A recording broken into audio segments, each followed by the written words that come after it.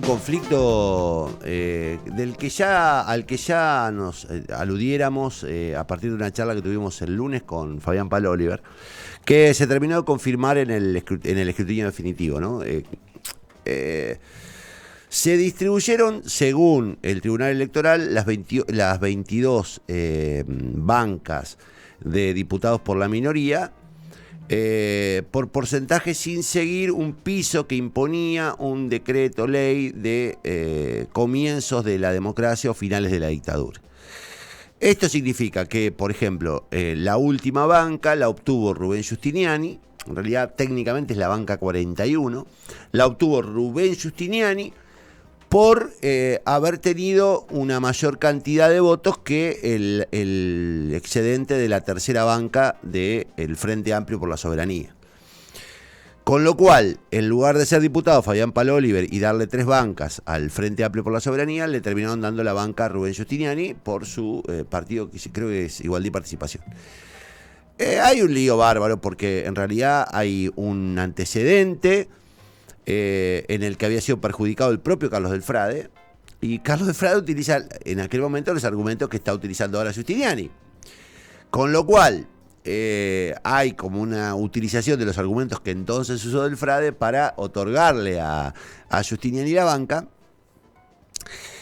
y Fabián Palo Oliver va a reclamar ante la justicia que se le otorgue la banca en virtud de la ley vigente. Quien ha tenido una posición frente a este tema, y yo le tengo un enorme respeto, le tengo mucho cariño, pero además un enorme respeto como constitucionalista, es Oscar Blando. Rosarino, un hombre de consulta constante sobre esos temas, que ha dicho, bueno, en realidad lo que hay acá es un problema, una laguna fenomenal que es consecuencia de la inacción del Poder Legislativo, que no ha reformado la ley, pero técnicamente, según él, le corresponde a Giustiniani. Vamos a consultarlo, está en línea Oscar. Oscar, ¿cómo andás? Buen día. ¿Qué tal? Buenos días, Connie, audiencia. ¿Qué decís? Che, qué lío con esto, porque... la verdad que sí. Sí. La verdad que... ¿Sabes por qué, Connie? Porque estoy en presencia de una discusión con alguien que, en primer lugar, tengo coincidencias ideológicas. Palo Oliver ha estado en la banca durante el legislativo, cuando yo estaba en el ejecutivo, en el Frente Progresista. Es decir, yo tengo, con sus más, con sus menos, pero coincidencias ideológicas, y además tengo un afecto personal con Palo. Por lo tanto, no estoy cómodo con esta No te persigue, no tenés ninguna animosidad contra él, ni contra su elección, ni mucho menos. Eso queda claro. Al contrario. Lo que digo es, y yo me pregunto, este afecto personal o esta coincidencia ideológica que yo pueda tener con él hace que yo tenga que cambiar de posición sobre lo que dije y escribí en el 2011 en un artículo que se publicó en La Capital y que está en mi blog, y en el libro que posteriormente tengo sobre la legislación santafesina. Tengo que cambiar esa posición por ese afecto, por esa coincidencia ideológica. Bueno, no, yo prefiero mantener mi coherencia porque creo en lo que dije, defendiendo la banca de Carlos, de Frade, y ahora poniendo luz a lo que yo creo, que por otra parte, lo aclaro, son temas de interpretación, porque ciertamente la Corte, como vos bien decías, tiene precedentes en el sentido de decir, este decreto ley del final de la dictadura está vigente y se aplica. Es la ley vigente. Por un lado es así, hay una ley que tenga origen donde tenga, está vigente. Nadie la derogó. Así es. Con lo cual, si la ley, a ver, vamos por ahí, si la ley se aplica, Palo Oliver debería quedarse con la banca. Así es. Si se aplica esa norma, Palo Oliver se tiene que quedar con la banca. La minoría de la Corte, en ese caso fue Daniel Herbeta, coincidía, yo con él o él conmigo, lo que sea, pero los argumentos eran los mismos. Hoy, Herbeta es presidente del Tribunal Electoral y obviamente ese Tribunal Electoral habrá evaluado en consecuencia y mantuvo la posición. Ahora, a ver, ¿cómo es este tema? Este tema yo lo veo así. La Constitución provincial establece que la minoría, los cargos de la minoría, los 22, se dividen proporcionalmente según los sufragios obtenidos. Punto. Luego está esa norma del final de la dictadura que dice que para la distribución de los cargos a diputados, pero también para concejales y comunas, ojo, que podía haberse planteado en otros lugares, necesitas para esa distribución de cargos el 3% del padrón electoral. ¿Qué ocurre? Llegó la democracia y se deroga la ley de lemas y se establece el sistema de paso de las primarias, donde establece un nuevo piso para pasar de las primarias a las generales, pero hay un artículo específico, que es el artículo 18 de la ley de paso, que ya no se refiere a las pasos, se refiere a la distribución de los cargos, y dice expresamente esa ley que para la distribución de los cargos a diputados provinciales se estará lo dispuesto en el artículo 32 de la Constitución. Punto. Ese artículo es obvio que tiene una contradicción evidente con el decreto ley de la dictadura. Es claro, y bueno, al final la ley establece que toda disposición que se oponga a la presente no prevalece la Constitución, sí. Por lo tanto,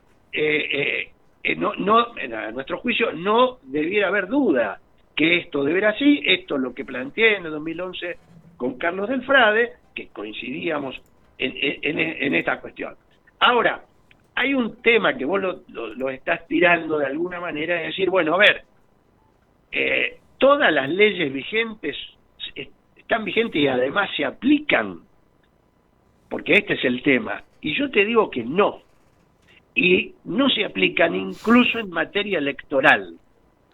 Cuando yo tengo que hacer este libro que yo hice de la legislación santafesina, que recopilé toda la legislación, y está allí por las librerías, la ley 2600, que es una ley electoral de la provincia, está vigente, nadie la derogó, como esta ley de la dictadura. Nadie la derogó. ¿Y cuándo se aplicó? ¿Y cuándo se aplicó la ley, digamos? Porque debe haber, digo, para contarle a la gente, las anteriores discusiones que hubo sobre este tema, ¿terminaron saldándose a favor de quién? No sé a qué te referís, ¿a cuál tema? Cuando discutieron, digamos, ¿hay discusiones parecidas que hayan sido saldadas de manera diferente desde el retorno a la democracia hoy? Y que nadie la discute, por eso déjame terminar ese proceso. Esa ley 2600, que era una ley que tenía que ver con el registro, las elecciones, las boletas, etcétera, el sufragio, fue modificada posteriormente por varias leyes, por la ley 4990, por la ley de primaria, por la ley de boleta única. Bueno, esa ley sigue vigente, sin embargo, las posteriores las modificaron, algunas expresamente y otras no. Por ejemplo, si todo lo que está vigente hay que aplicarlo, bueno, habría que estar votando con boleta partidaria, porque esa ley sigue diciendo que se vota con boletas partidarias. Después vino, obviamente, la ley de boleta única, pero nadie discute que hay que aplicar la boleta única, nadie discute esto.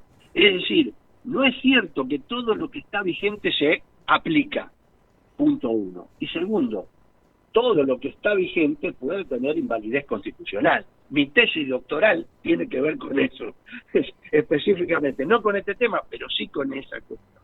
Entonces, ¿qué quiero decir? Es un problema porque está en juego la voluntad popular. Hay 70.000 votos en juego, hay no sé cuántos votos corresponderían para el tercio que le corresponde a Palo. No es un tema solamente teórico, es un tema político, claramente, y esto está en su derecho, Palo Oliver, en defender su postura, y yo tengo el derecho de mantener mi coherencia, ¿no? Entiendo. De todas maneras, y acá va desde un lugar exclusivamente desde mi desconocimiento del derecho. Digo, ¿no corresponde que exista un piso de representación? Porque, digo, no es el caso, pero bueno, Justinés sacó 70.000 votos, pero digo, si alguien con 20.000 pudiera acceder digamos, a una banca porque le gana al residual del candidato con el que está compitiendo, ¿no termina siendo injusto? Pero a ver, primero que la ley de la democracia, que era las primarias, estableció un piso del 1,5 para pasar Sí, a la para general. pasaste, sí. Eso, Pasaste. pasaste. Una vez que pasaste, no sé si tiene que haber otro. No sé si tiene que haber otro. Ahora, Te lo pregunto yo de la te respondo ignorancia, con te lo pregunto de la ignorancia, porque en por realidad... ejemplo, te lo respondo sobre los datos que vos diste. Según vos dijiste, a Giustiniani le correspondería a la banca 41. Sí, ¿Por qué 41 y no 50? claro, porque es digamos, es la cantidad de votos que a él le correspondían. Con esa cantidad de votos entra en la distribución. Él solo, en este caso Giustiniani, tiene más votos que los 9 que le siguen detrás. Ujú. Es decir, vos estás dejando afuera a alguien que tiene más votos que 8 o 9 legisladores que van a entrar en la Cámara de Diputados. Entonces, cuidado con esa cuestión. No es que estamos hablando de la banca 50. Claro. Es la 41. Si es la 41, hay gente que Giustiniani sacó una cantidad de votos mucho mayor que varios que van a entrar. Entonces, esto reitero, dada como está la situación, es un tema de interpretación, yo tengo la mía.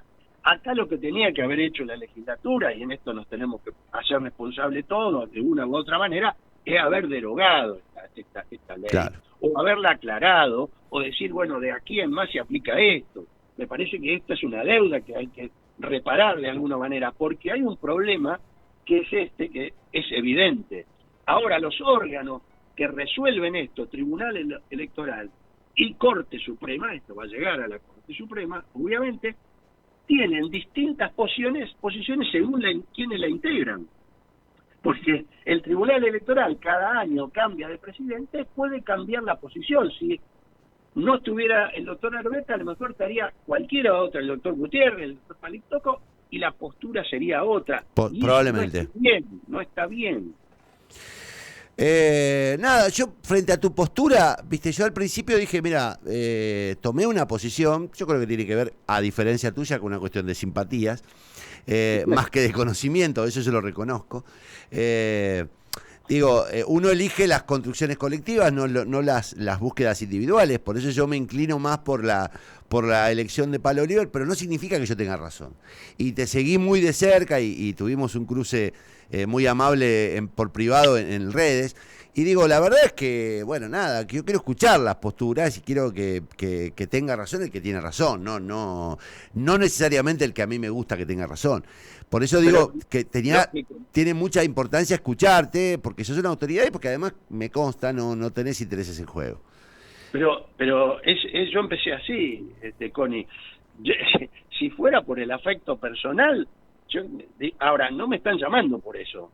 Es decir, la opinión mía no tiene que ver con eso. Tiene que ver que en 2011, ante las mismas circunstancias, las mismas reglas de juego, dije lo que estoy diciendo ahora. Creo que es así, sea Palo o sea del Frade, digamos, no que considero que esta es la posición, y por eso no estoy hablando en términos partidarios ni de afecto personal, sino lo que creo que jurídica y constitucionalmente corresponde.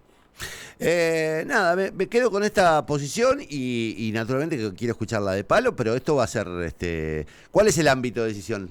Directamente esto va, bueno, si sigue así, del Tribunal Electoral va a llegar a la Corte Suprema. Claro. Y si todos son coherentes, es decir, Arbeta fue coherente con su disidencia en el 2011 y la Corte es coherente con la posición que viene teniendo en los precedentes que ya tuvo, porque no es solamente uno, sino otros, bueno, tendrá que reverá la postura del Tribunal Electoral y le dará la banca a Pablo Oliver. Eso exactamente puede pasar. Lo que yo digo es que hay que tratar de evitar estas cosas. Bueno, vamos, digamos, y el primer deber para los próximos legisladores es, modifiquen la ley, pongan una regla clara que estipule reglas en las que no haya dudas para la próxima elección, que es lo que en definitiva nos está faltando. Totalmente, en eso estamos todos de acuerdo. Esperemos que se haga. Ahora hay mayoría suficiente en las cámaras como para poder avanzar en muchas reformas. Sí, estaba pensando, compartimos un ámbito en el que se buscó una reforma constitucional. Creo que a Puyaro se le abren las puertas para convertir por fin una cosa que no han podido hacer los últimos 3 o 4 gobernadores. ¿Tenés expectativas sobre eso? Sí, yo creo que dada la mayoría, como pocos votos más en diputados, y muy parejo ahí casi los 2/3 en senadores, seguramente se podrá dar. Por las informaciones que uno tiene, no sería una prioridad por ahora. No, pero más allá de la sí, reelección de él, que es lo que en definitiva termina preocupando a todo el mundo, de verdad la reforma es una necesidad en Santa Fe. sí, pero yo agregaría que a veces no es solamente la reforma, el tema es si queremos tocar la organización del poder en Santa Fe, si queremos tratar el ejecutivo, el legislativo, el judicial. Mirá, yo conozco el tema cuando se discutía esto, no me decían solamente el tema de la reelección, me decían el Senado no se toca, ¿no? Ese era el argumento principal de la cuestión. Sí, señor. Así que, digamos, hay que ir contra nichos de poder y esto no es a veces sencillo en este sentido y buscar voluntades para cambiar. Vos sabés ¿no? que yo no sé por qué tengo la ilusión de que es una oportunidad. Yo sé que es un contexto de miércoles porque tenemos el conflicto nacional, la situación económica, la situación social. No es el mejor contexto, nunca es un buen contexto para debatir la reforma, pero digo, si hay una oportunidad histórica para modificar la matriz del poder, es esta. Si no se hace, ya después tendrán que explicar por qué no se hace, pero digo, es una gran oportunidad, ¿eh? Es una gran oportunidad. Con el Senado con cambio de mayoría, con un cambio generacional, ojalá lo hagan. Digamos, uno está esperando que lo hagan. Así es. Después, si no lo hace, ya será una cuestión que tendrán que explicar ellos. Te mando un abrazo, Oscar. Gracias por el contacto, como siempre. Muy bien. Muchas gracias a vos. Por la invitación. Oscar Blando, constitucionalista, un tipo muy, muy prestigioso que acaba de sentar posición desde la interpretación de la normativa constitucional y dice, mira, por lo vigente probablemente por ley le correspondería, pero esa ley contradice la Constitución y de ese modo lo que corresponde es lo que dice Herbeta, que es otorgarle la banca a Rubén Giustiniani. De ahí a que esto sea lo que finalmente resuelva la Corte, hay un largo trecho.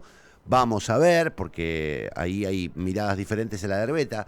Lo cierto es que la disputa es pública. Giustiniani ya se autoadjudicó con la resolución del Tribunal Electoral la banca, la 41.